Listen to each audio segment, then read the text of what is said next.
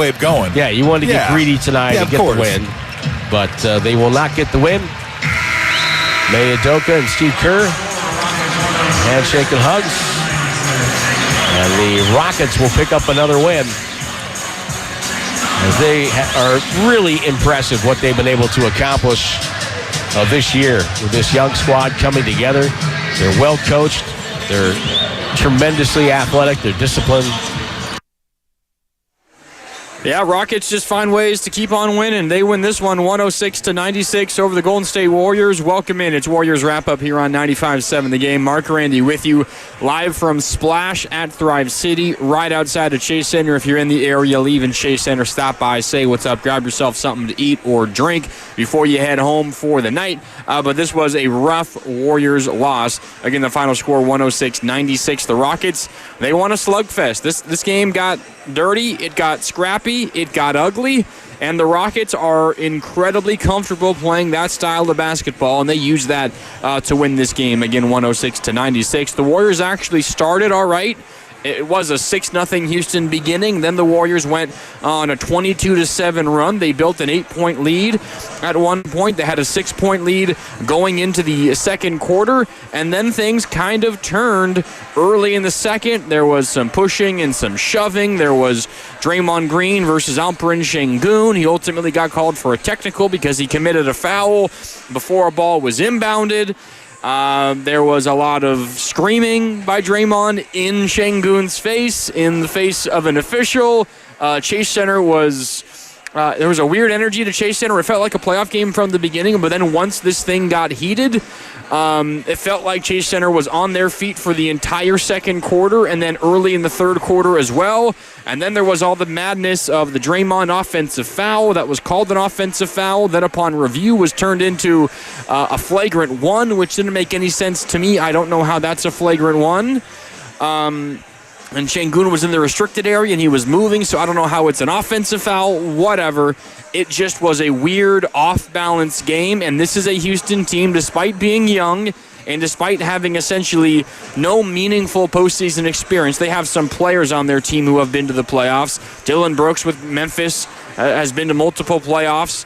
Fred VanVleet, starting point guard for Memphis, won a championship with Toronto versus the Warriors. But their main pieces, Jaylen Green and Alperen Sengun and Amen Thompson, these are guys that have no postseason experience, and they are perfectly comfortable playing an ugly, grinded-out style basketball game. Their calling card is their defense, and they were great defensively in this game, but they also thrive when they muck things up. Muck things up. M-U-C-K. When they muck things up, and that's what they did in this one, and the Warriors didn't quite have the counterpunch. Steph Curry only had 3 points. He was 1 for 10 from the field. And it was Memphis led by Dillon Brooks and Amen Thompson who shut him down, did a really good job on him. I mean, he only got 10 shots up. You'd like to see Steph get closer to 15. Some of them were open, and Steph just missed them. Some of them indeed. But this was also a great, great defensive effort by the Houston Rockets. They were ready. They took Steph away, and the Warriors did not get enough elsewhere. And in this one, they ultimately lose by a final score of 106-96. All right, welcome in. It's Warriors wrap-up here on 95.7 The Game. Mark Randy with you. Plenty of time for your calls and your texts at 888-957-9570. Bringing up the text line as we speak. And I've got my eye on our YouTube chat. The YouTube chat, as always, is popping. You can join the conversation at youtube.com/957thegame. Everything we do on YouTube powered by First NorCal Credit Union. Shout out to T, to Spark, to Apollo, to Joseph, to Daryl, to Sophia, to Jesus, to a few others I see in here. Thanks to everyone for chiming in on our YouTube chat. I see a text from the 707.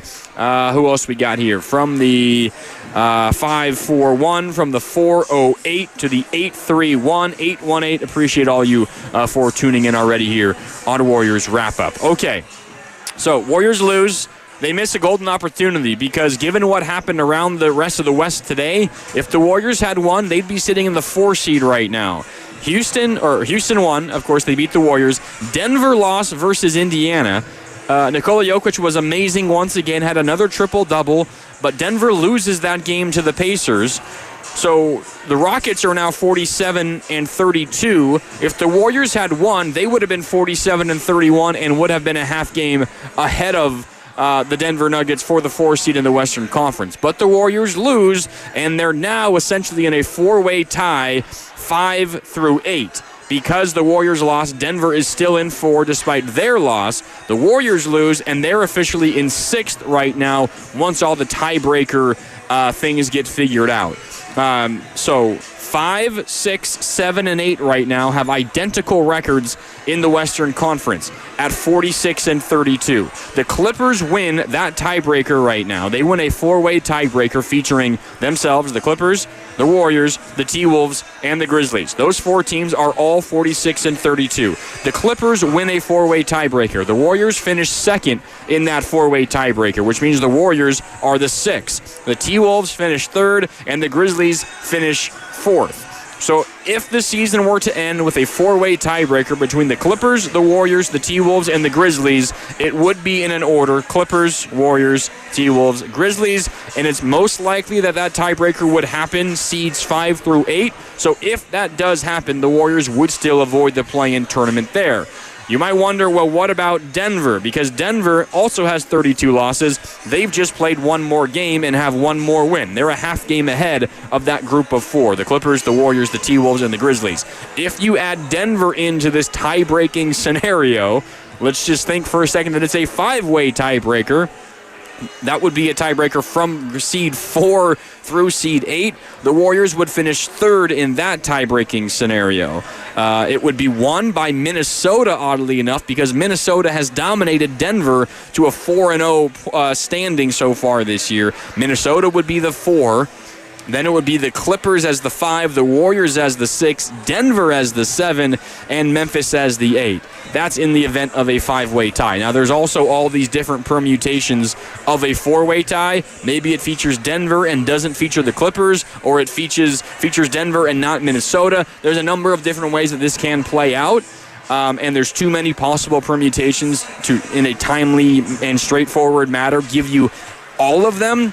The big swings here in terms of the Warriors' chances to win a tiebreaker are the Clippers and Denver, because the Warriors are 0-3 versus the Clippers, and there is still one game left there, and they're 1-2 versus Denver. So if a tiebreaker does not feature one of those two teams, the Warriors' chances of finishing higher in that tiebreaker increases, because when you have a tiebreaker of 3 or more teams, It assuming those teams are not in the same division, which these teams are not, it goes to head-to-head record versus all teams tied. So if you take out a team in that tiebreaker that one team was really bad against, of course that team is much more likely to win a tiebreaker. But as of right now, with the 4-way tie between the Clippers, the Warriors, the T-Wolves, and the Grizzlies, the Warriors finished second in that tiebreaker, and because that tie is from 5 through 8, the Warriors are currently the 6th seed, which is good news, considering the Warriors want to avoid the play-in tournament at all costs. But you look now at what the Warriors need to do. You don't know what's going to happen with everybody else. You don't know how many games the Clippers are going to win the rest of the way. And all these teams, by the way, have 4 games left. The Nuggets have 3 games left. But Clippers, Warriors, T-Wolves, Grizzlies all have 4 games left. If the Warriors go 4-0 in their final 4, which is Phoenix on Tuesday, San Antonio on Wednesday, Portland on Friday, and the Clippers a week from today on Sunday to close out the regular season. If the Warriors win all of those games, they will be the 6th seed at the very worst. But there's still a pretty good likelihood that they could climb up to 5, potentially even 4 if they win out. But bottom line, you go 4-0 in your final 4, despite the loss today. You go 4-0 in those final 4, you are the 6th at worst, which means you control your own destiny to be a top 6 seed. But if you lose a game, if you lose just one game, you need help. You need help to avoid the play-in tournament. If you lose a game and the Clippers, the T-Wolves, and the Grizzlies win out, well, you'll be all the way down to the 8. But even just if 2 of those teams win out, you will be in the play-in tournament, and you'll be having to win a game. You'll have 2 opportunities to win a game in the play-in to become a postseason team, but the Warriors don't want to even go down that road because they desperately need the full week off leading up to the postseason. So tonight was a missed opportunity because you did not add yourself an extra game of leeway, and you're no longer you're not sitting in the 4 seed. You're now back down to the 6 seed, and it is very, very tenuous. One loss might be the difference in being a 5 or a 6 seed, or being the 7 or the 8 in the play-in tournament in the Western Conference. All right. Mark Randy with you here on Warriors Wrap-Up, live from Splash at Thrive City. You can give me a call, shoot me a text, 888-957-9570. Steph Curry was really hard for him to get into a rhythm offensively in this one. I thought Houston did an awesome job. Amen Thompson, if you haven't seen Amen Thompson, young wing for the Houston Rockets and a Bay Area guy, his twin brother, Osar Thompson, for the Detroit Pistons. There's no surprise, by the way, that both the Pistons and the Nuggets have exceeded everyone's expectations this year. Big reasons for both of those are the Thompson twins, and specifically Amen Thompson here in Houston. He was absolutely amazing today. And you look at what he did on the box score. I mean, he had 14 points, which, okay, nothing crazy. 14 points, 5 rebounds, 6 assists, 3 steals, 2 blocks, 7 of 14 from the field. He was even better than that stat line suggests. And in a game in which the Houston Rockets won by 10, he was a plus 26. Amen Thompson, what he does defensively, it is absolutely incredible to watch. There was one play where I can't remember if it was, I think it might have been Moses Moody passing to Jimmy Butler. It might have been the other way around. It was in the second half. I think it was early in the third quarter. Warriors were kind of in the middle of this stretch, and this was the majority of like the middle part of this game, where the Warriors they get down by 10, right? They'd make a 3, make a 2. They'll get back within 5, or they're back within 4. They have an opportunity to make it a one-possession game, but they just couldn't get that bucket to fall every single night. Chase was just waiting to explode, but that like momentum-shifting shot, they had multiple looks at him and some really good looks at him, but they never fell. And as a result, the Houston Rockets were able to add on to that lead, to stay in front, get back up to a 10-point game, and that just kind of happened back and forth for the majority of the second half until Houston eventually kind of took over in the final few minutes. But there was one moment where the Warriors were in the middle of kind of that mini run, and they had an opportunity wide open down low. I believe it was Jimmy Butler passing to Moses Moody, and Moody was wide open underneath the basket. Jimmy Butler was being defended and kind of stumbled with a possession of the basketball. As a result, it delayed him from gathering the basketball and making the pass down low. He still gets it to Moody down low, and Moody catches and goes up, and he's wide open, and you blink. In the blink of an eye, Amen Thompson comes racing in from the left wing and blocks the ball from behind. This is a floor. You got 10 people on the basketball court at any time, of course, and they're the best athletes in the world. Amen Thompson, athletically, like by far is the best athlete out of anyone on that floor. It does not matter who's on the floor. Kaminga could be on the floor. Jaylen Green could be on the floor. Those are 2 of the highest flyers and 2 of the more athletic dudes in the NBA. Amen Thompson is just different with his speed, his athleticism, his understanding of defense. Amen Thompson is a problem, and this is a Houston team that can throw a lot of those long, athletic bodies at Steph, and they can make his life difficult. We spend so much time talking about the Warriors' history versus the Rockets this year. The Warriors entering today were 3-1 versus the Houston Rockets. 3-1. We forget that 2 of those wins came without Steph Curry. 2 of those wins were without Steph. This isn't saying that the Warriors are somehow less likely to beat Houston with Steph than without, but 2 of the Warriors' 3 wins versus Houston this year without Steph Curry. And it was when Jonathan Kaminga kind of took over. You remember Kaminga, it was in November, early in the season. It was the beginning of that long road trip, the road trip where the Warriors ultimately beat OKC and Boston on. It started in Houston in an overtime win. And it was Jonathan Kaminga down the stretch who kind of took over that game, got the game into overtime, and then willed the Warriors to victory in overtime. And then there was a game the next month, early in December, when the Warriors were at home without Steph and Draymond. And Jonathan Kaminga scored a then career-high 33 points in that game, and the Warriors beat the Houston Rockets without Steph and without Draymond. as a result, I was kind of thinking tonight might be a Jonathan Kaminga game. He ultimately only ends up scoring 9 points. He was relatively efficient, and he was active with 7 rebounds and 3 assists, 4 for 9 from the field, made one of his 4 threes.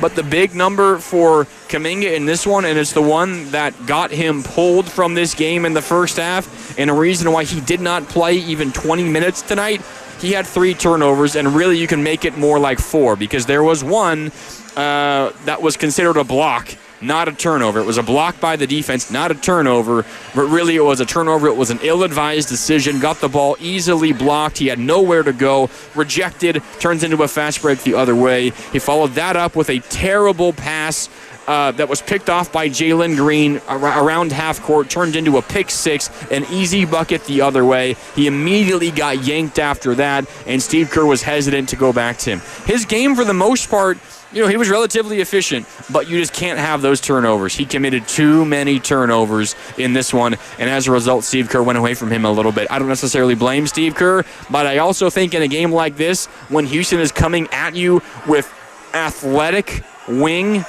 long wing after athletic long wing, you might need Jonathan Kaminga.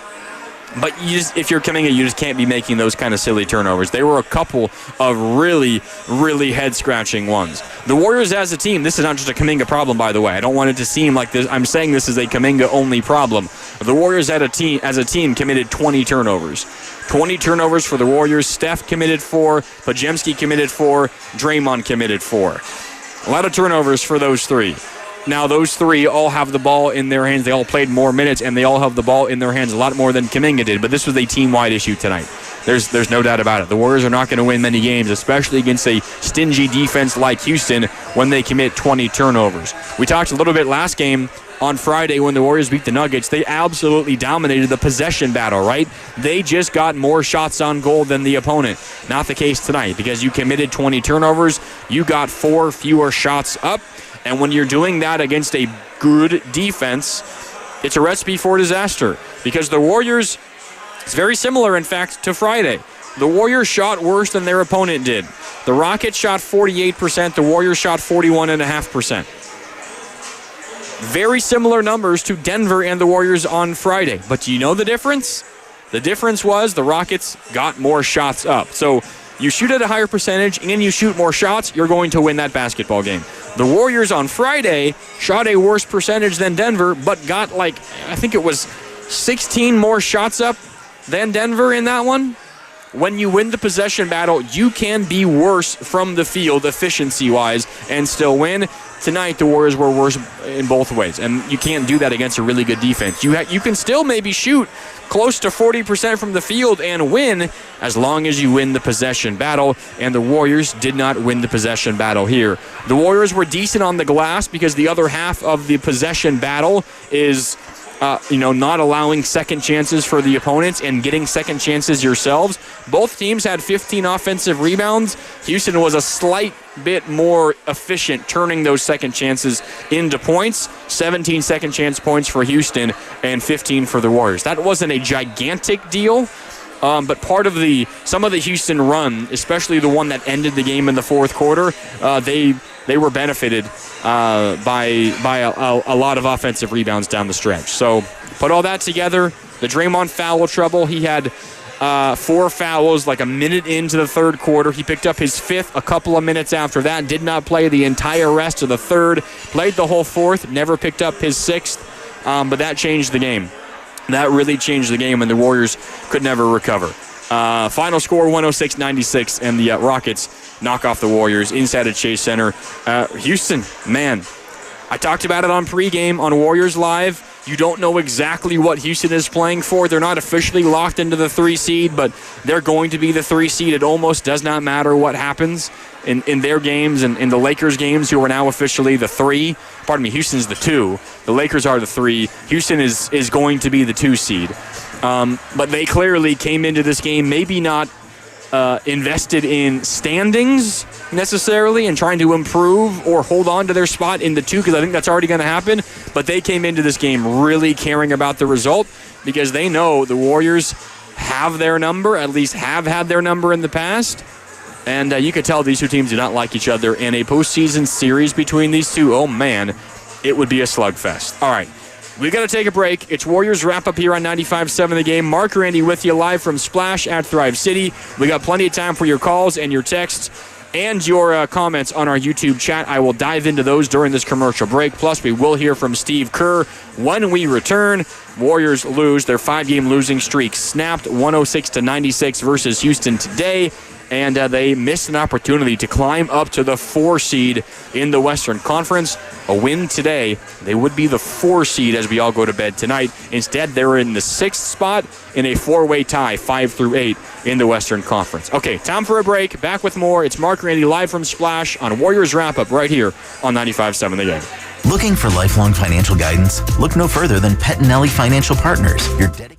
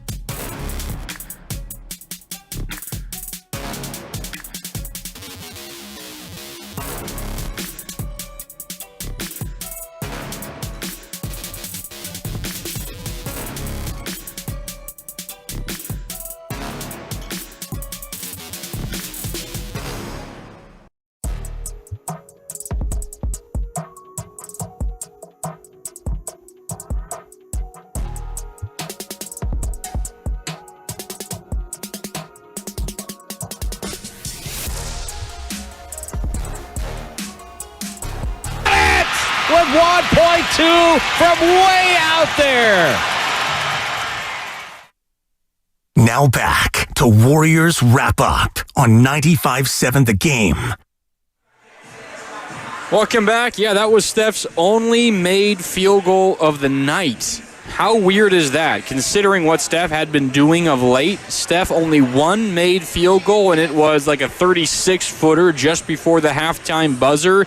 That was when this game was as slow going as it was all night long, and it really was like for the tail end of the second quarter, and then for a lot of the third quarter, the game just was going at a snail's pace. There was the Draymond and Şengün stuff, and that stuff, I mean, that was happening really all game. There was a lot of reviews. There were a lot of other fouls. There was a lot of upset Warrior fans inside of Chase with the officiating today. The Draymond offensive foul, flagrant on Şengün, was one that really upset all of Chase Center. Being in the arena, we didn't really get a good look at a replay, but to me, it looked like there was a lot of contact, but Draymond, he's going up for a layup. I'm not sure exactly what else he's supposed to do. I don't know how that is a flagrant foul. And if you're going up for a layup and your defender's on the move and he's in the restricted area, I don't know how that's an offensive foul. That was my view of it live. Now, if there is a lot of contact to the head or neck area of Şengün from an off arm of Draymond or whatever it was, that's a different conversation. I don't think that happened, though. I could be wrong, didn't get a great look at a replay. But it looked like Draymond going up for a layup and his defender was in an illegal guarding position, and normally that's a block. Not an offensive foul, and definitely not a flagrant foul. Now, I will say, Draymond didn't necessarily deserve it, but with everything that happened in the first half, I mean, Draymond's kind of tightrope in here. Draymond was screaming in Şengün's face. He was screaming in an official's face. He was clapping right in an official's face, which generally is like an immediate technical foul. And this happened right after Draymond got called for the first technical foul. Doing the clapping right in an official's face right after you got called for a technical foul would have been your second technical foul, and you would have been ejected. And the technical foul was indeed a technical foul. That was the right call. By rule, when you commit a foul before the ball is inbounded, and he was jostling with Şengün, they were going back and forth for a while. An official came over and tried to split them up, and they calmed down for a second. Then the official walked away, and they got ready to inbound the ball, and Draymond got a little forearm up around the neck area of Şengün. Not a flagrant foul, but a foul, no doubt. And it happened on a dead ball. It's a technical foul. And at that point, I mean, Draymond becomes Draymond. It's part of what makes him so good. But he doesn't let it go. He's tight-roping, and then you get that call in the second half, and it goes against him. I'm not saying that the officials have in their mind, well, I got to get Draymond back for what he did to me in the first half, but I think it's hard for an official not to. I think it was the wrong call. I don't know how that's possibly a flagrant foul, but Draymond was kind of towing that line for a while in this game. And that's what Şengün and the Rockets were trying to do. And credit them, it worked out. There was also a play right after that Draymond flagrant offensive foul where Şengün was going up on a contested layup, and there was like three Warriors around him. I think actually it might have been on a rebound attempt, and there were three Warriors around him, and the Warriors get called for a foul. I didn't really see much there. It felt like a play on to me, not a foul on offense, not a foul on defense, but it went against the Warriors. And that happens sometimes. But this was a game where the Rockets, they certainly had a plan of trying to not necessarily get under the Warriors' skin, but to muck up the game. And they are very comfortable playing games in that style. I think the Warriors certainly can do it as well, but the Rockets were more prepared for it in this one. And maybe the Warriors are a little bit tired, and easy to believe that they would be. But the Rockets were more prepared to play and to win that kind of basketball game tonight. And the Warriors just didn't quite have it in that sense. Steph, as we talked about earlier, was not great. Missed a couple of open looks, but I mostly credit Houston as opposed to saying it was an off night for Steph, although he wasn't making ones that he normally makes. But Houston limited like the good looks that he got to maybe like 4 or 5. A lot of the others were well contested, and sometimes Steph makes those because he's Steph Curry. But Houston took a lot away from Steph, and especially considering what he's done of late. Memphis last week, 52 points, 10 rebounds, 8 assists, 5 steals, made 12 threes. Lakers on Thursday, 37 points, 6 assists. Denver on Friday on the back end of a back-to-back after 2 weeks on the road, 36 points, 5 assists, made 7 threes. He was averaging 42 points per game over those 3 games and shooting 50% on 46 three-point attempts over those 3. Tonight, 3 points, 2 rebounds, 8 assists, 1 of 10 from the field, and 1 of 8 from downtown. Second lowest scoring game of Steph's season. The only other lower scoring game was the 19th of December in Memphis when he was held without a field goal and only scored 2 points in that one, and it's the second time he hasn't gotten to 10 points in the game yet this year, and I really think the defense of Amen Thompson and Dylan Brooks stood out in this basketball game today. Now, I will say, not all doom and gloom. Now, yes, the Warriors missed an opportunity to jump to the 4 seed, and that would have been great. 1, the 4 means you get home court in a first-round postseason series, and that is worth a lot. But 2, and I think more important to that, you just would have put a game between you and the rest of the pack. You would be a game up on the Clippers, a game up on Minnesota, a game up on Memphis, and it would feel not quite impossible, but you'd feel really, really, really good about your ability to finish in the top 6. Because if you were 47-31, you'd be a game ahead of Minnesota, a game ahead of the Clippers, a game ahead of Memphis. And you have the tiebreaker over Minnesota and Memphis. And if you are the 5 or the better, the 4, you need 2 of those other teams, or really you need 3, Denver and 2 of those other teams to catch you. And 2 of those 3 teams that would be likely doing the catching, right, let's throw Denver out.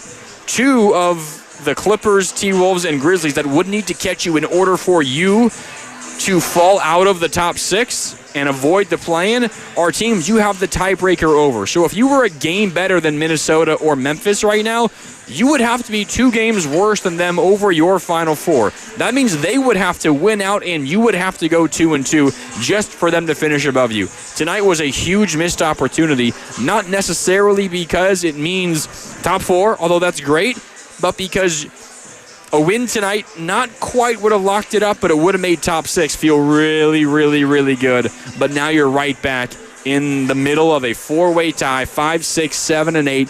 And yes, you win the tiebreaker over Minnesota and Memphis, but you slip up one more time, and then it's out of your control. If the Warriors lose 1 or more of their last 4 games, they need help. They need somebody else that is currently catching or chasing them or on their tail right now in this tied group.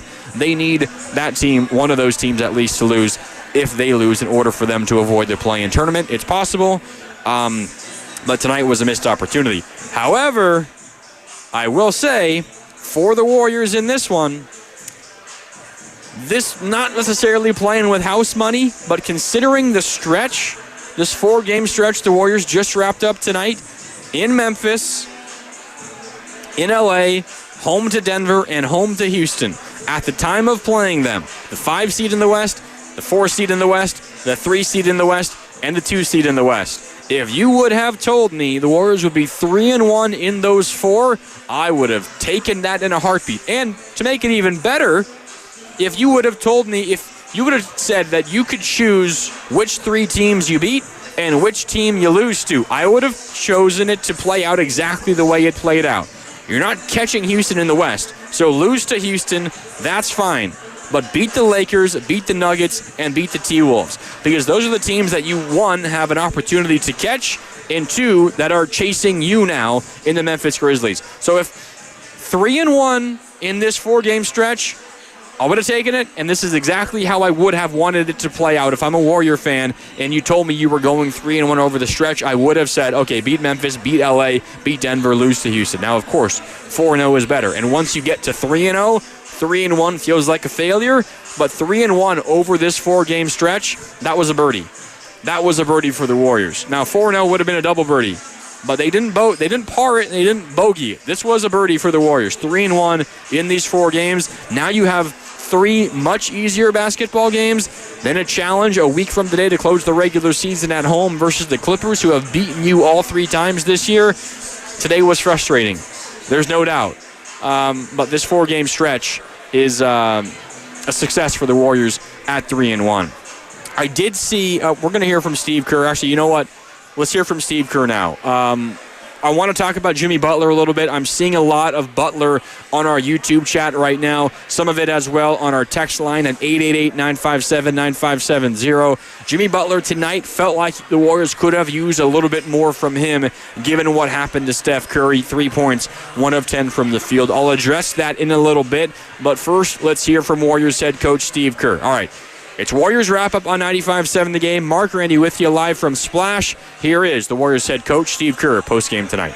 What stood out about Houston's team defense and then the way Thompson defended Steph? Yeah, they were great. I mean, ball pressure, they forced 20 turnovers. They've been one of the hottest teams in the league and probably the best defensive team, in the league this last month, and they took it to us. They were great tonight. Steve, you talked about Steph's fatigue in the last month, and obviously he's been carrying a huge offensive load over the last few games. Yeah. Do you think tonight was a symptom of fatigue, or do you think it was a bit more with his performance tonight? I mean, it's this is the NBA season. You go through 82 games, and there's just games where you don't have it. Every player, no matter how good you are. So Steph didn't have it tonight. They did a great job defensively. Take tomorrow off and get ready for Phoenix, and you guys get to analyze everything. But it's all part of the season. Steve, what was the most difficult part to try and fight against? I mean, they're a taller team, athletic, energetic, all those things. What are the hardest part about this team to play? They have great size and athleticism, at pretty much every position. And Ime's done a great job. They've really established an identity and kind of know who they are. And great defensive team, and they played a really good defensive game tonight. You have said, and many others have said many years, or true proof behind it is that, age can be a factor in the NBA. Is their age difficult to deal with because it brings a certain energy too? Because they're young? Yeah, I mean, is their age and energy combined a difficult thing to deal with for guys that have been on the road like you guys have been for a while? They're a young team on the rise. They got a lot of good, talented young athletes, and they're playing well, and they just beat OKC 2 days ago, and like I said, one of the hottest teams in the league, and there's a reason, they're 52-27. They're a great team. Yeah, Houston is one of the hottest teams in the league. They're now 15-2 in their last 17. And there was a moment where it looked like the Warriors might be able to not catch them, but they might slip past the 2, maybe the 3, maybe the 4. It was looking like that for a bit once the Warriors started their run. Houston hadn't quite picked up their play just yet. But once they turned it on, they have not looked back. 14-2 in their last 16 coming into tonight. Add another win in there. 15-2 in their last 17. They are playing great basketball right now, and they also are peaking at the right time. The Warriors are as well, and tonight does not change that. I can give you these numbers. I gave these to you on Friday night. I'll update them for you. The Warriors are now 21-6. Since Jimmy Butler debuted, they're 21-5 when Jimmy Butler plays. They are 20-2, now 20-3 when Steph Curry and Jimmy Butler play. And they're 14-1 with this starting lineup. The lineup of Curry, Podziemski, Moody, Butler, and Draymond. 14-1 with that starting group. Those are all really good numbers. Tonight's loss does not change that. But tonight was a rough loss. There's no doubt about it. There was a lot of the Draymond and Şengün stuff. There was also Steph Curry and Ime Udoka, head coach of the Rockets. It happened at the very end of the first half, after the craziness between Draymond and Şengün happened, and then halftime happened, and Chase Center was riled up. Ime Udoka and the Rockets, when they were walking down their tunnel towards their halftime locker room, and the Warriors were leaving the floor themselves, Ime Udoka and Steph Curry shared some words with each other. Ime Udoka was asked about it post-game. He said, quote, he said something, being Steph, he said something, I said something, just some friendly banter, That's what Ime Udoka said. Ime Udoka is, as a head coach, known for talking a lot of trash to players. He did this to LeBron James the other week or the other day. I can't remember if it was earlier this week or late last week, but they got into it. I think he called LeBron a certain B word, and LeBron took offense to it. And Ime Udoka just repeatedly kept saying it over and over and over. Ime Udoka is not shy, and for a head coach, he talks a lot of trash. So who knows exactly what he said to Steph, but Udoka said it was, quote, he said something, I said something, just some friendly banter. Meanwhile, Steph weighed in postgame, and Steph, on the Ime Udoka back and forth, said, quote, he made a reservation to International Smoke and canceled it. I was upset with him. So Steph making a joke, International Smoke, Ayesha Curry's restaurant. Steph Curry making a joke there. That's, of course, not what happened, I would imagine. But some jabs traded between Ime Udoka and Steph, just like there were a lot of jabs traded between Alperen Şengün and Draymond Green in this one. Okay, what else in this one stood out? Houston's defense on Steph, and this has become a story of late. The way that Steph has been defended and all of the grabbing off ball and how it goes uncalled oftentimes. And Steph, it's been amazing what he's been doing despite the way that he gets guarded, right? 52 points in Memphis, 37 versus the Lakers, 36 on Friday versus Denver. Houston did a great job of it. And maybe you say they were taking advantage of a bad whistle. And I think that's, not giving Houston the credit that they deserve for the defense that they played, and specifically the defense that Amen Thompson and Dylan Brooks played. But there's no doubt a lot of grabbing off the ball. I mean, they're fronting Steph. They are denying him the ball. They are guarding him at half court, and whoever is on him is not even looking at the hoop or at the ball. They're just denying him the basketball. And at times, they can get a little handsy and a little grabby. And that happens. And if you get away with it, hey, more power to you. Of course, they're going to keep doing it, and they're going to push it to see how far that they can take that. And they took it pretty darn far today. I know Jimmy Butler said some things about that. Jimmy Butler postgame addressing Steph Curry and the way he gets defended and how many times he gets fouled without the foul being called. Here's a little bit of a back and forth. Jimmy Butler with the media earlier today. Here's Jimmy Butler on the defense Houston played on Steph. What stood out about the way that they did guard Steph tonight, though? They did a good job of whatever you want to call it.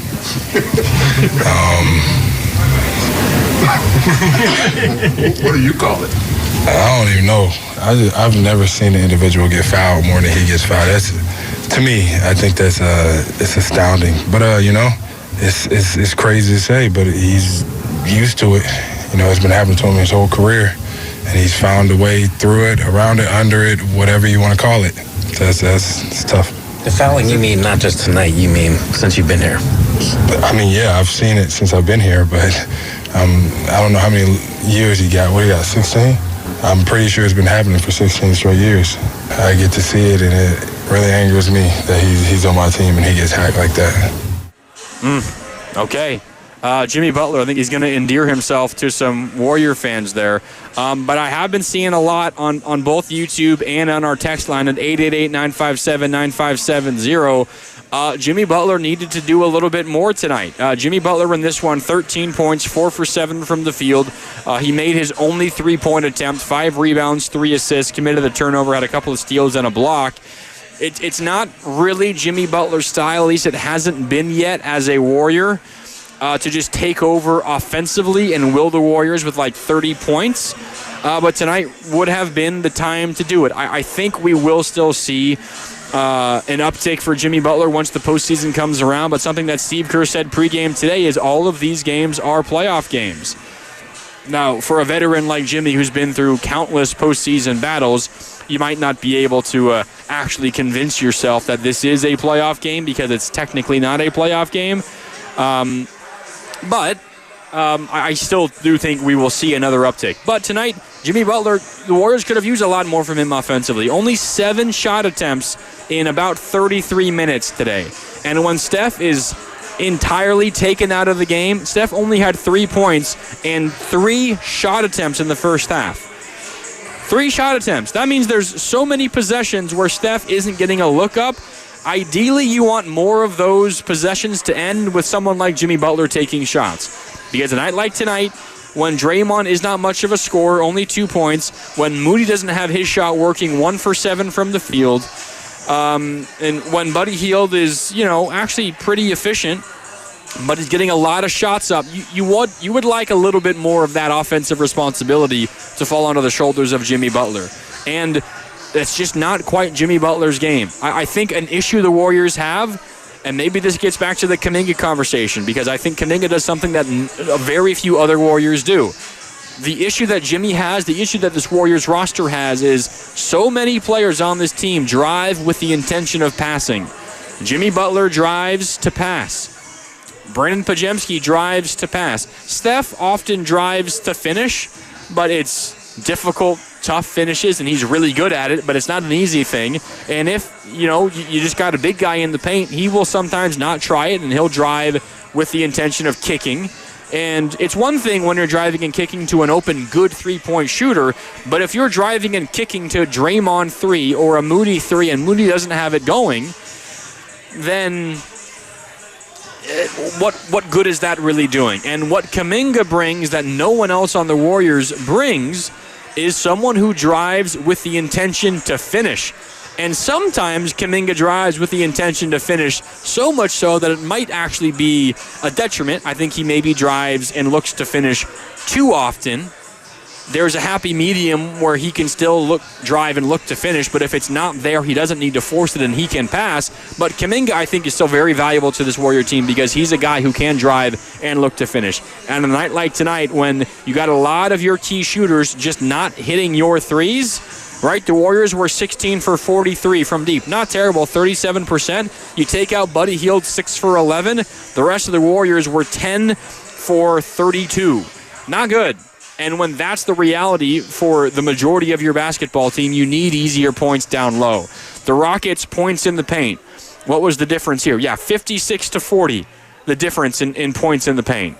I see some comments on YouTube right now that Quinton Post needed more minutes. He played 6.5 minutes today. Quinton Post made the only shot that he took, did not attempt a three. I hear you. Quinton Post is a floor spacer, although his three-point shot hasn't been quite as good of late. He's still one of the best three-point shooters the Warriors have. But in a game like today, when Alperen Şengün is dominating down low, and you've got other bigs in Steven Adams and Jabari Smith Jr., the Rockets went to this three-big lineup: Jabari Smith Jr., Alperen Şengün, and Steven Adams. You've got a lot of length. You've got a lot of strength. You've got a lot of rebounding. You also have a lot of athleticism with Jabari Smith Jr. I apologize to Quinton Post. He does not match up well with any of those three guys. Maybe okay against someone like Steven Adams because Adams is not much of an offensive threat, and you can maybe get away with losing that battle because the Rockets aren't going to throw the ball into the post for Steven Adams. But Quinton Post is also not the strongest rebounder, and Steven Adams is going to be able to win that battle on the glass. I don't think today was a Quinton Post game, and a Rockets series is not a Quinton Post series, if that does happen, in my opinion. But in a game like today, when you are so offensively challenged, maybe it's worth it to take a little bit of a hit on the defensive end and to say, well, we have to deal with that because we need a little bit more offense out there. The Warriors did not get enough offense from anybody else. I also think that the Kaminga conversation is an important one because you could tell that the Warriors and Steve Kerr were frustrated by the turnovers. The decisions that he was making at times were really rough. But again, it's kind of similar to the Quinton Post conversation. You're going to have to live with something that isn't ideal in a game like this because Houston is taking away Steph. And maybe you got to bite your tongue and just pray that this hasn't turned into a 6-turnover game for Kaminga and that he figures it out and that he makes better decisions. But, I mean, he was efficient scoring the basketball, and he was active on the glass. He had 7 rebounds in 19.5 minutes. That's a rebound more than every 3 minutes. Tonight might have been a game for a little bit more Kaminga, but those turnovers that he committed are downright nearly unforgivable. And I don't think Steve Kerr was willing to look past that. I think what's really interesting is if Draymond Green did not get into that foul trouble, right? He picked up his fourth like a minute into the third, picked up his fifth like a minute and a half after that. If that did not happen, I don't know when we see Kaminga back in this game. That's how pissed off Steve Kerr was. Like, Steve Kerr was upset. Kaminga committed a second consecutive turnover on consecutive possessions, threw the ball away, led to a fast break dunk for, I believe it was, Jaylen Green. Steve Kerr immediately called timeout and sat Kaminga down. He did not play the rest of the half and did not check in until midway through the third quarter when Draymond was sitting on the bench with those 5 fouls. Not saying it's a right decision. That's just how frustrated Steve Kerr was. But Kaminga, when he wasn't turning the ball over, his offense was really good in this game. It was. But those turnovers were really rough. 888-957-9570. And I think I'm going to go to the phone lines in a sec. I see a Mark in Petaluma. I'm coming to you in just a minute. Kind of opposite of what Quinton Post might be in this Houston matchup. I think Kaminga is a player you have to have if you are playing Houston in a playoff series. Houston comes at you with Dillon Brooks, with Jaylen Green, with Thompson, with these athletic, long, physical wings. You need some length, quickness, and athleticism to combat that. And that's one area where the Warriors are really, really, really lacking. You have some length and some defensive prowess, of course, in Jimmy and Draymond. Like, we know that. But in terms of, like, horses that can go out there and run and can stick with Jaylen Green, who the Warriors have really controlled up to this point this year. Jaylen Green, and let me find this number for you. Jaylen Green versus the Warriors this year. Where did it go? Warriors have done a great job on Jaylen Green. Oh, I lost it. He hadn't done much. Jaylen Green had in the first 4 games versus the Warriors. He was really good today, and he kind of was the closer in the fourth quarter. He scored 10 points in the fourth quarter, Jaylen Green did in this one. Let's see. Jaylen Green, first 4 games versus the Warriors this year, 10.5 points per game, 25% from the field, 3 for 17 from downtown. Tonight, 21 points, 5 assists, 2 steals, a block, 9 of 19 from the field, 3 of 7 from deep, and he scored 10 points on 4 of 6 shooting in the fourth quarter. He hurt the Warriors, and I think a big part of the Warriors limiting Jaylen Green was because Kaminga was so efficient and effective, and as a result, he played a lot more minutes, and you can put that length and that athleticism on Jaylen Green, which really disrupted him. Jaylen Green got going in the fourth when Kaminga was not on the floor. I'm not saying Kaminga is a defensive stopper. He's not that yet, but he had done a really good job on Jaylen Green this year, and he didn't really get the opportunity today because Steve Kerr's decision, but also we can't just say it was just Steve Kerr. I mean, those turnovers by Kaminga were really rough. No one can deny that. But you're going to have to live with something in this game when Houston is taking away Steph. You're going to have to take a chance somewhere else. I think tonight I probably would have played Kaminga a little bit more, but those turnovers were really, really rough. There's no denying it. Okay, 888-957-9570. Mark is in Petaluma, and he joins us now here on Warriors Wrap-Up. Mark, how you doing? Mark, you there? Yeah, I'm here. Are you here? What's up, Mark? Yeah, what do you got? Okay, so I want to look forward. You know, I think there's 4 games left. Yep. So the big one, of course, is going to be the last game of the year. The Warriors are probably going to win. The rest of those teams are not near as good as the Warriors. So it's all about the Clipper game. So I don't think the Warriors have been very successful against the Clippers. 0-3 this year. Kawhi Leonard is due to play against the Warriors, if you think he will. But what do you think of the matchups and the abilities of these teams as teams? How do you look at that game? It's a good question, Mark. This is a very, very, very real possibility that Warriors versus Clippers is a seeding game. Now, maybe it's 5 seed versus 6 seed, and maybe both teams will avoid the play-in. But there's also a chance that it is win and you're a top 6 seed, lose and you're in the play-in. So I think it's going to mean something.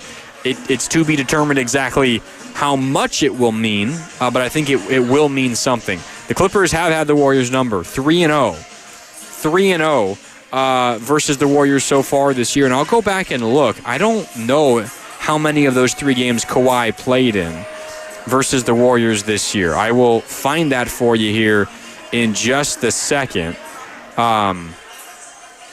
But, I mean, the Clippers are playing awesome basketball, and Kawhi has played a whole lot more of late, and as a result, they've been winning a lot more basketball games. I'm fearful of them if I'm the Warriors, simply because of the way that they have matched up. Let's see. Kawhi Leonard versus the Warriors this year did not play in each of the first 2 and did not play in the third. So the Clippers are 3-0 versus the Warriors, and Kawhi Leonard has not played in any of those games. He did not play until the 4th of January was his first game of the year. The Warriors last played the Clippers just before the new year. So the last time the Warriors played the Clippers was just before Kawhi returned. He's been playing in most games since then, and as a result, the Clippers have been one of the best teams in the NBA since then. And they've won 4 consecutive games. They've won 6 of 7. They, much like the Warriors, much like the Rockets, much like the T-Wolves, they've all been playing awesome basketball of late. And as a result, you haven't seen a whole lot of difference in terms of where these teams are situated. It's been consistently Warriors, Clippers, and Minnesota. Only recently have the Grizzlies and the Nuggets joined the fray, but those 3 teams have been in lockstep for the majority, like the last month plus, because they've all just been winning like 80% of their basketball games for a long time now. Crazy that those 3 teams have all been playing that good of basketball consistently for that long, and they're all right next to each other in the Western Conference standings. But yeah, I mean, the Clippers scare me. They scare me big time. I think OKC is far and away the team that I'm fearful of the most if I'm the Warriors. Although the Warriors are 2-1 versus OKC this year, I still think OKC is just miles better than anybody else in the Western Conference. And I know they got blown out by the Lakers today. Oddly enough, I think the Lakers match up really well with OKC. A lot of postseason basketball is just matchups. And maybe tonight makes you fearful of Houston in the postseason. I'm not quite a believer in Houston in the playoffs because I think they just need more of a go-to scorer. I don't know if they have that right now just yet, but we will see as that moves forward. But in terms of teams that scare me, to get back to Mark's original question, and appreciate the call, Mark, the Clippers might be like the team that scares me the 3rd most in the Western Conference if I'm the Warriors. Because the Clippers just have their number, and they've been great versus the Warriors without Kawhi, and they take another step forward with Kawhi, and the Warriors have not seen that yet. They will, though, likely on Sunday to close the regular season, although no guarantee Kawhi plays. He's missing like every 5th game on average since he returned. If that game means something for the Clippers in terms of standings, especially if it means being a top 6 seed and avoiding the play-in, I would imagine Kawhi is going to play, but you never know. But Mark, yes, I'm scared if I'm the Warriors of the Clippers. The Clippers have a great combination of size and shooting, and with Kawhi and his defense, they can lock you down on that end of the floor as well. So the Clippers are a really good basketball team. That game might mean a whole lot for the Warriors. The Warriors, the rest of the way, they're in Phoenix on Tuesday. Then they return home to take on the Spurs on a back-to-back on Wednesday. Then Friday in Portland. Then Sunday at home versus the Clippers. That's the Warriors' last 4 games. And again, if the Warriors go 4-0 in those 4, they are at worst the 6th seed. If they go 3-1 in their final 4, they will need help from somebody else. They will need someone that they're tied with currently, either the Clippers, the Grizzlies, or the T-Wolves. They will need them to lose if the Warriors are to be a top 6 seed. If you go 4-0, you're a top 6 at worst, probably more likely 5 and maybe 4 if you're 3-1. If the other teams win out, you will be in the play-in tournament, which is not good news for the Warriors. Okay, 888-957-9570. We will wrap things up here in just a little bit, but first, Steel Toe is waiting in San Mateo. What's up, Steel Toe? You're on Warriors Wrap-Up on 95.7 The Game. How you doing? Thank you, Mark Grandy. I'm not complaining. I still think the Warriors are good. Very happy. They went 3-1 this last 4.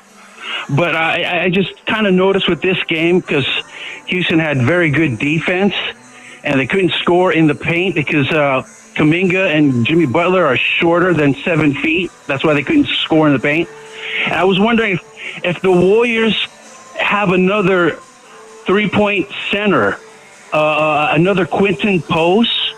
I was hoping to possibly see a little bit more of, do you think Kevin Knox could be another Quinton Post type of player that play better defense with more experience?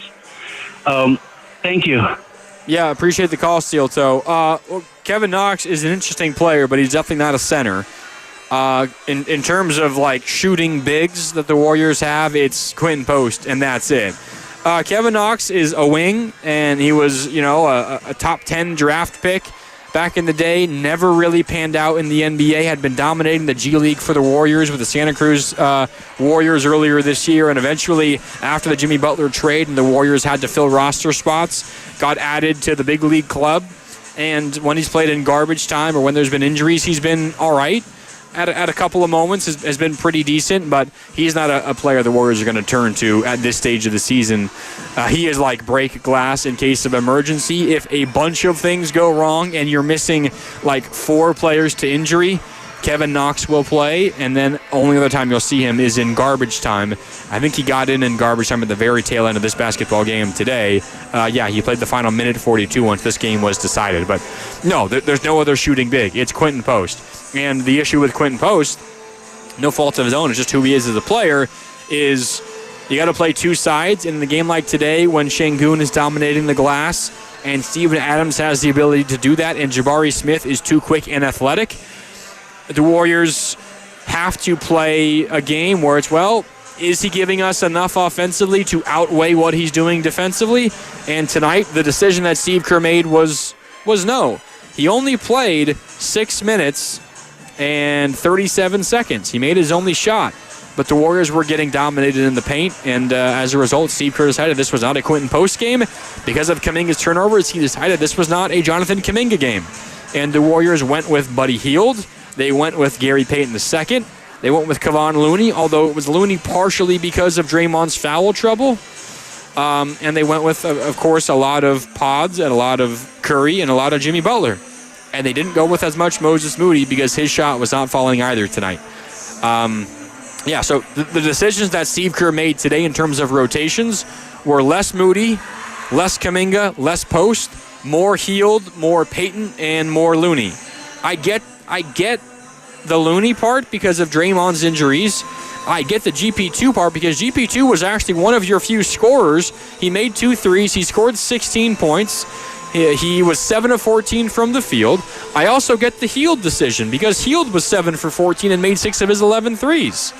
So I can't really necessarily individually disagree with any of those decisions, but I think when you are trying to find a way to limit this Houston team, the length, quickness, and athleticism of Kaminga is a huge asset, and the Warriors went away from it. But less Moody and less Post in this game, that made sense to me given the way the game was going, and I know the Kaminga turnovers.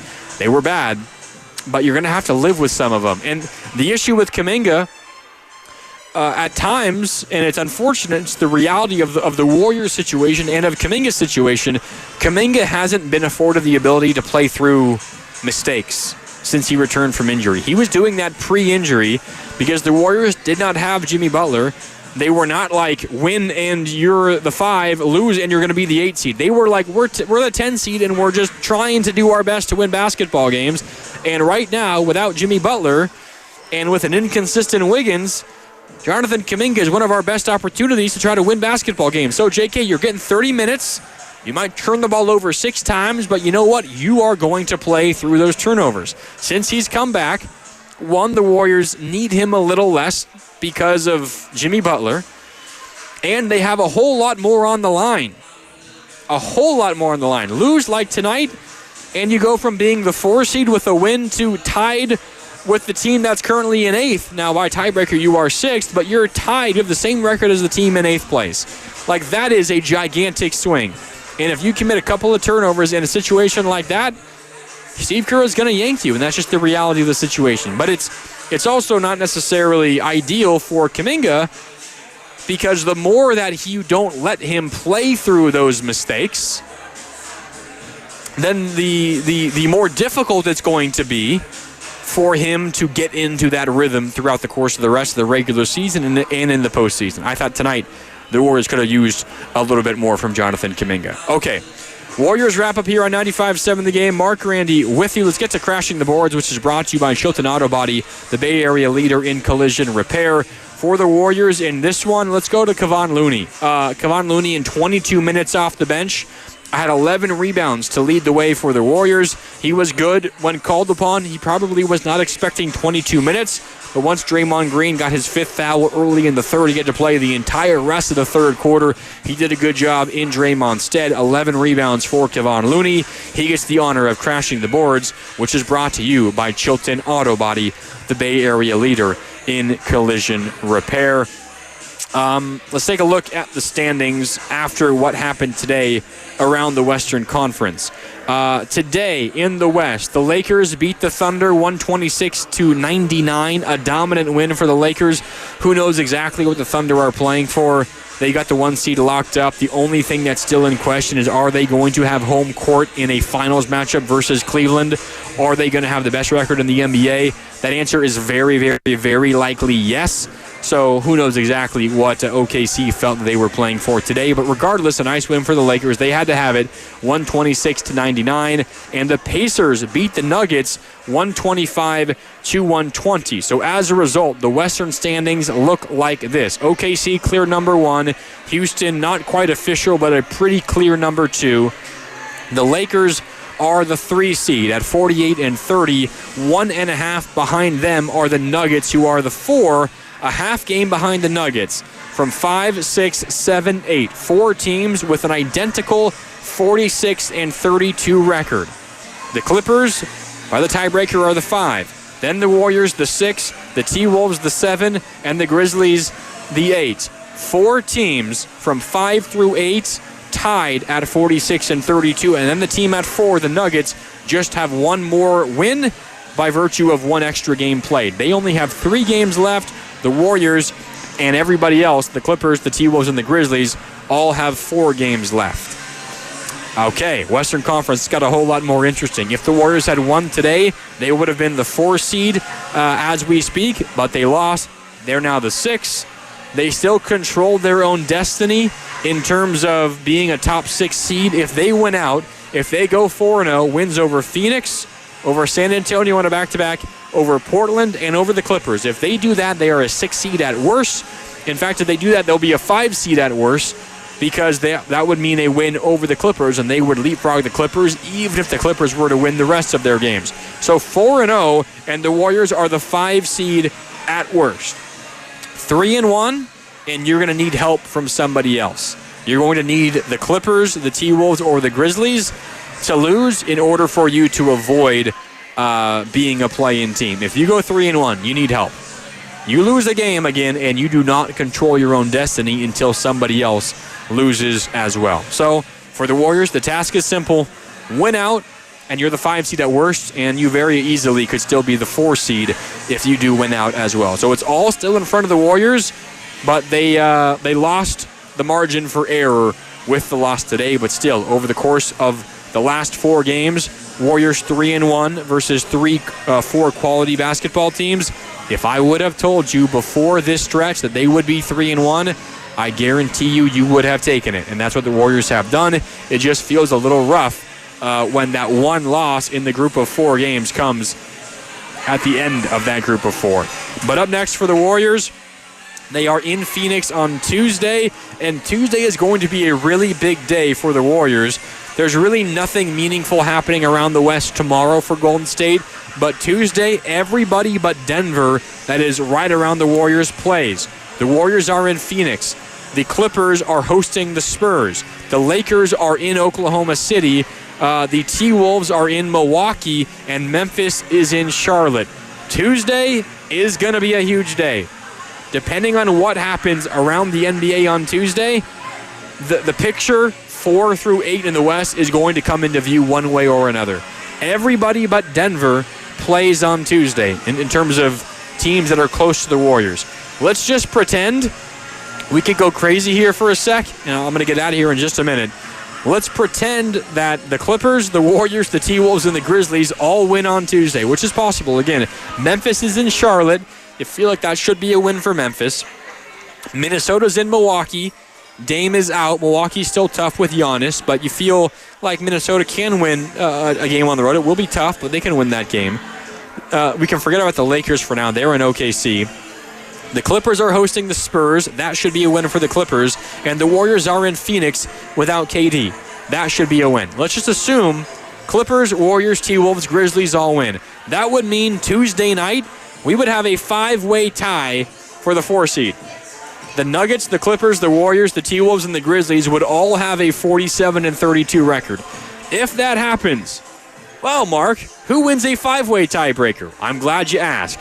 In a 5-way tie between the T-Wolves, the Clippers, the Warriors, the Nuggets, and the Grizzlies, the T-Wolves win that 5-way tie. They would be the 4 seed if that were to happen. The Clippers would be the 5 seed if that were to happen.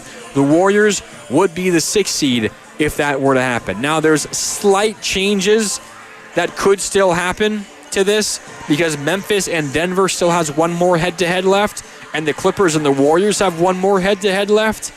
I don't think it's not going to change where the Warriors would fit in this. They're going to be the 3 regardless, but it might change who wins the tiebreaker and who comes in last or 4th and last in this tiebreaker. The Warriors are locked into a 3 in a 5-way tie. They're also locked into the 2 in the 4-way tie. That does not feature Denver, the current 4-way tie in the Western Conference, which is what we're currently seeing, why the Clippers are the 5, the Warriors are the 6, the T-Wolves are the 7, and the Grizzlies are the 8. Regardless, there is a chance for some more chaos in the Western Conference. We might very well have a 5-way tie for 4th in the Western Conference on Tuesday night. That's really the next time there's anything meaningful going on for this portion of the Western Conference standings in the NBA. Circle Tuesday. Tuesday is a big day across the Western Conference. Okay, that'll do it for Warriors Wrap-Up tonight here on 95.7 The Game. Thanks so much for tuning in. My name is Mark Randy, signing off, but I will talk to you tomorrow because I'm excited for this. We got, of course, got a lot coming to you tomorrow here on 95.7 The Game. The morning roast will get you started with Spadoni and Shasky from 6 to 10. And then, how about this? For the first time ever, it'll be Steiny and Grandy. Yeah, I'm in with Steiny on our midday show tomorrow from 10 until 2. Guru is out, so I'll be sliding in his spot. It'll be Steiny and Grandy with you tomorrow from 10 to 2, and then Willard and Dibs from 2 to 6. And oh, by the way, you're going to want to listen or watch on YouTube Willard and Dibs because Willard has already texted me. He has confirmed, despite the loss today, he is going to stay true to his word. He bet that if the Warriors would go 3-1 in this 4-game stretch versus Memphis, versus the LA Lakers, versus Denver, and versus Houston, which the Warriors did go 3-1 on, he would show up on Monday wearing blue and yellow face paint. So, we got face paint Willard coming into the studio tomorrow. You're not going to want to miss the crossover at 1:48. You're going to want to be watching on YouTube for tomorrow when Willard shows up to the studio because, again, he'll be wearing face paint and you'll be able to see it on YouTube. Anyway, that's our schedule tomorrow. It is the morning roast as normal. Spadoni and Shasky from 6 to 10. I'll be alongside Steiny from 10 to 2.